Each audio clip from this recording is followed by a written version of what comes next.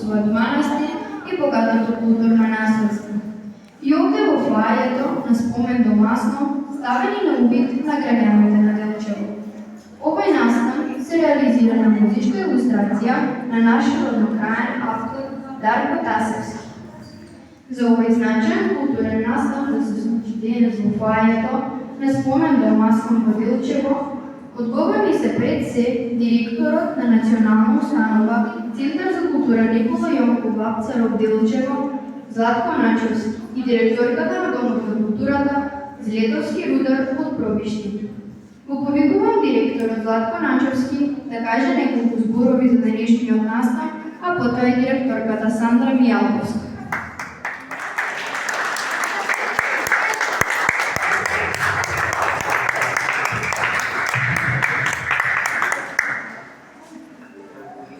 Поштувани гости, поштувани уметници, драги ученици, љубители на уметноста, добар ден. Ги представува особена чест и задоволство во моје име и во име на Националната установа Центар за култура Никола Јонков Вапцаров во Делчево да ви посакам топло добре дојде на отварањето на оваа изложба 32-ро издание Лесновска ликовна колонија. Овие дела се инспирирани од природата, духовноста, архитектурата на Лесново и ќе може да се видат и запознаат во наредните 10 дена овде во фоајето на спомен дом Асмин. Националната установа Центар за култура Никола Јонков Вапцаров во Делчево ја организира оваа ликовна изложба по повод денот по ослободувањето на Делчево 6 септември и денот на независноста на Република Македонија 8 септември. Тука сакам да се заблагодарам и на директорката на Домот на култура Злетовски Рудар од Пробишти, Сандра Мијалковска, за одличната соработка, која што се надевам дека ќе продолжи и во иднина, и за тоа што ми овозможи да ја организираме оваа ликовна изложба, Лесновска ликовна изложба, која што ја доближуваме до љубителите на уметноста и ми овозможи да ја презентираме и во нашиот град. Наша мисија како институција ќе биде да ја чуваме и негуваме уметноста, но и да создадеме услови за нејзино творечко пулсирање. Сакам уште еднаш да ви се заблагодарам за вашето присуство. Го поздравувам исто така и нашиот стручен соработник за ликовна дейност Александар Белогарски, а сега нешто повеќе да кажем за оваа Лесновска ликовна колонија, ја повикам директорката на Домот за култура Злетовски Рудар од Пробишти, Сандра Мијалковска. Ви благодарам.